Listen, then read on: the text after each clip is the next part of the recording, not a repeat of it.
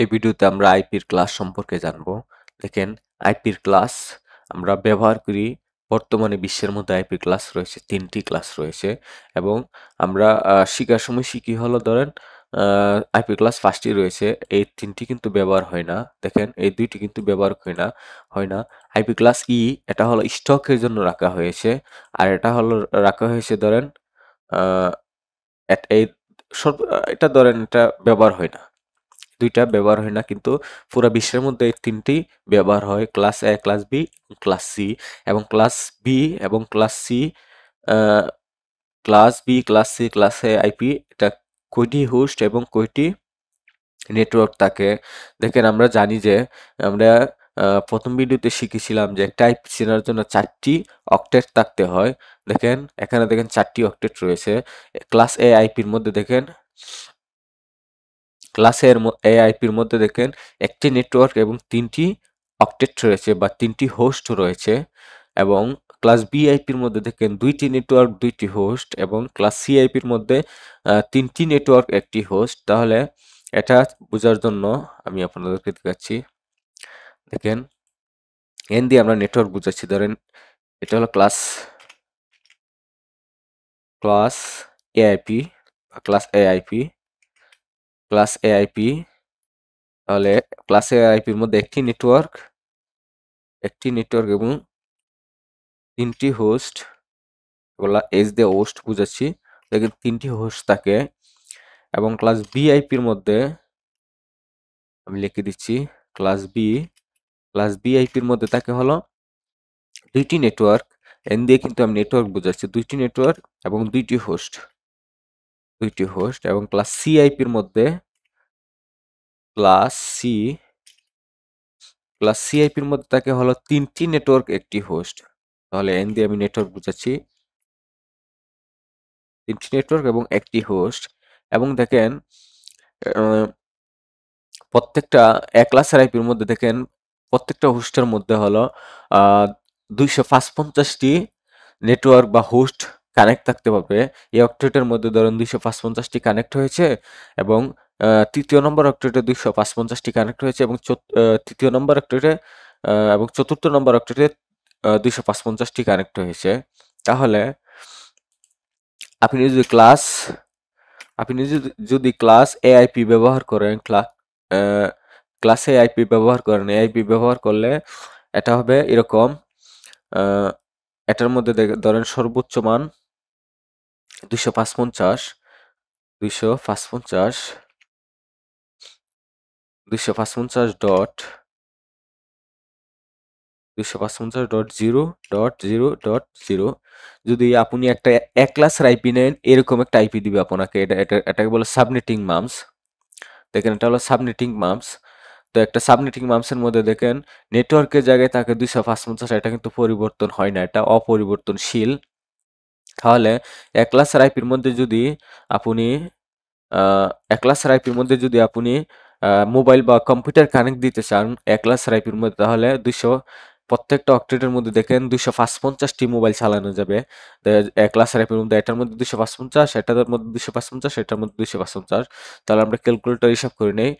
255 into 3। আমরা এক ক্লাসের আইপি দেখছি, 255 ইন্টু 3, তাহলে 764টি। তাহলে এক ক্লাসের আইপির মধ্যে 764।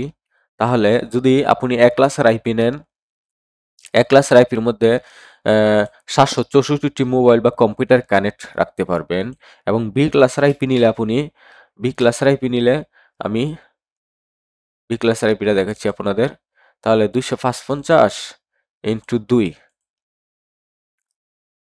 হলো 510টি। তাহলে এখানে হলো 510 এবং সি ক্লাসের আইপির মধ্যে হলো 255। তাহলে এখানে আপনারা একটু খেয়াল করেন, এক ক্লাসের আইপির মধ্যে হলো একটি নেটওয়ার্ক কিন্তু অপরিবর্তনশীল, এটা কিন্তু পরিবর্তন হবে না। এবং আপনি যদি এক ক্লাসের আইপি নেন, এটার মধ্যে 3টি হোস্ট থাকে। 3টি হোস্টের মধ্যে আপনি কম্পিউটার কানেক্ট রাখতে পারবেন। এবং বি ক্লাসের আইপি 2টি নেটওয়ার্ক, 2টি হোস্ট। তাহলে বি ক্লাসের আইপির মধ্যে 510টি মোবাইল বা কম্পিউটার কানেক্ট রাখতে পারবেন। তাহলে এটা কানেক্ট কিভাবে হয় এটা দেখাচ্ছি আপনাদের। দেখেন, এটা কানেক্ট হওয়ার জন্য ধরেন আপনাকে এরকম একটা আইপি দিয়েছে 255। আমি সাবনেটিং ভাবে দেখাচ্ছি। 255.0.0.0। এটা হলো দেখেন 4টি অক্টেট হয়েছে। তাহলে আপনি যদি এক ক্লাসের আইপি নিয়ে এক ক্লাসের আইপি নিয়ে যদি 10টি মোবাইল যদি কানেক্ট দেন, তাহলে এখানে উঠবে 10, এখানে উঠবে 10। এবং 10টি কানেক্ট দিতে দিতে যখন আপনি 255 চলে যাবেন, 200 255 চলে যাবেন, এবং 255 আরো 10টা যদি কানেক্ট দেন, তাহলে এটা ফুল ফিল আপ হয়ে যাবে। কারণ একটা আইপি সর্বোচ্চ মান 255 থাকে। তারপরে এই হোস্টটা ফিল আপ হওয়ার পর এই হোস্টের মধ্যে আসবে, এই হোস্টের মধ্যে 1 নম্বর। যদি 255-এর পরে আরেকটি কম্পিউটার কানেক্ট দেন, এটার মধ্যে আসবে। যদি আরো 2টা কানেক্ট দেন, এখানে 2 আসবে। এবং এখানে যদি 255টি কম্পিউটার কানেক্ট দেন, দেওয়ার পর আপনি যাচ্ছেন 256টি মোবাইল কম্পিউটার কানেক্ট দিতে। দেখেন, এখানেও কানেক্ট দিয়েছেন 255টি, এখানেও দিয়েছেন 255টি। এই 255টি দেওয়ার পর আপনি ধরেন দিতে চাচ্ছেন আরো 10টি কম্পিউটার, তাহলে এখানে উঠবে 10। তাহলে এখানে যদি সর্বোচ্চ 10 এবং 10 দিতে ধরেন চাচ্ছেন 10 দিতে 10টার পর চাচ্ছেন আপনি 100টা দিতেন, 100, এখানে উঠবে 100। এবং 100টার পর আপনি চাচ্ছেন 255টি, 255টার পরে কিন্তু আর কোনো কম্পিউটার কানেক্ট দিতে পারবেন না। এটা হলো এক ক্লাসের আইপি। এক ক্লাসের আইপির মধ্যে সর্বোচ্চ আপনি মোবাইল বা কম্পিউটার সর্বোচ্চ 764টি কম্পিউটার কানেক্ট দিতে পারবেন। তারপর এখন আমরা বি ক্লাসের আইপি দেখছি। তাহলে বি ক্লাসের আইপিতে ধরেন, যদি বি ক্লাসের আইপিতে এরকম একটা আইপি দেয় আপনাকে, বি ক্লাসের আইপিতে আমরা জানি 2টা নেটওয়ার্ক, 2টা নেটওয়ার্ক এবং 2টা হোস্ট। আপনাকে এরকম একটা আইপি দিবে, এরকম একটা আইপি দিবে। দেওয়ার পর আপনি ধরেন 1 2 3 4 বা 255, যদি একটা প্রথম নিয়ে একটা কানেক্ট দেন, এখানে 1 উঠবে। যদি 2টা কানেক্ট দেন, এখানে 2 উঠবে। এবং 2টা কানেক্ট দেওয়ার পর আপনি কানেক্ট দিয়েছেন ধরেন 255টি, তাহলে 255টি অক্টালের মধ্যে উঠবে। এটা হলো হোস্ট, এটা হলো 3 নম্বর হোস্ট। দেখেন, এটা হলো এই হোস্টটার মধ্যে, যখন এই হোস্টটার ধারণ ক্ষমতা হলো 255। যদি এই হোস্টটার মধ্যে 255টি দেন, দেওয়ার পরে যদি আপনি চান আরো 10টি কম্পিউটার কানেক্ট দিতে, তাহলে এটা এটা নিজের নিয়মে এখানে কানেক্ট হয়ে যাবে, এটা এখানে কানেক্ট হয়ে যাবে। এবং এখানে যদি আপনি 10টা 15টা দেওয়ার পর আপনি চাচ্ছেন দিয়ে দিছেন এটার মধ্যে 255, তাহলে এটার মধ্যে যদি 255 দেন, তাহলে এটা আর কাজ করবে না। তাহলে 255 510, মোট বি ক্লাসের আইপির মধ্যে 510টি কানেক্ট দিতে পারবেন। কারণ আমরা সি ক্লাসের আইপি দেখছি। সি ক্লাসের আইপি আপনাদেরকে এরকম একটা আইপি দিবে, ডট, এটা হলো নেটওয়ার্কের গড় কিন্তু পরিবর্তন হবে না। এবং 3টা নেটওয়ার্ক থাকে সি ক্লাস আইপির মধ্যে, 3টা নেটওয়ার্ক এবং একটি হোস্ট থাকে। ধরেন সি ক্লাস আইপি একটা নিয়েছেন, এটা কিন্তু অপরিবর্তনশীল, এটা পরিবর্তন হবে না। যদি সি ক্লাস আইপি নিয়ে যদি আপনি 10টি বা একটি মোবাইল কানেক্ট দিয়েছেন, এখানে 1 উঠবে। 2টি মোবাইল কানেক্ট দিয়েছেন, 2 উঠবে। 3টি মোবাইল কানেক্ট দিয়েছেন, 3 উঠবে লাস্টের হোস্টের মধ্যে। এবং এখানের মধ্যে ধরেন 255টি মোবাইল কানেক্ট দিয়েছেন বা কম্পিউটার কানেক্ট দিয়েছেন, তাহলে সি ক্লাস আইপির মধ্যে 255টি মোবাইল বা কম্পিউটার কানেক্ট দিতে পারবেন। আশা করি বুঝতে পারছেন। দেখেন কিভাবে কানেক্ট হয় আইপি, এক ক্লাসের আইপি বি ক্লাসের আইপির মধ্যে কিভাবে কানেক্ট হয়, এটা আশা করি বুঝতে পারছেন। এখন দেখবো যে কত থেকে কত শুরু হয়। দেখেন, জিরো থেকে হলো 127 পর্যন্ত হলো, এটা হলো এক ক্লাসের আইপি, আপনারা বুঝবেন। এবং বি ক্লাসের আইপি বোঝার জন্য দেখেন, এখানে সর্বনিম্ন মান থাকবে হলো 228, সর্বোচ্চ মান থাকবে হলো 128, এবং সর্বোচ্চ মান থাকবে হলো এটার ভিতরে, বি ক্লাসের আইপি। তাহলে এক ক্লাসের আইপি হলো ওয়ান থেকে বা জিরো থেকে হলো থাকবে, জিরো থেকে এ ক্লাসের আইপির মধ্যে জিরো থেকে থাকবে 127 পর্যন্ত, এবং বি ক্লাস আইপির মধ্যে 128 থেকে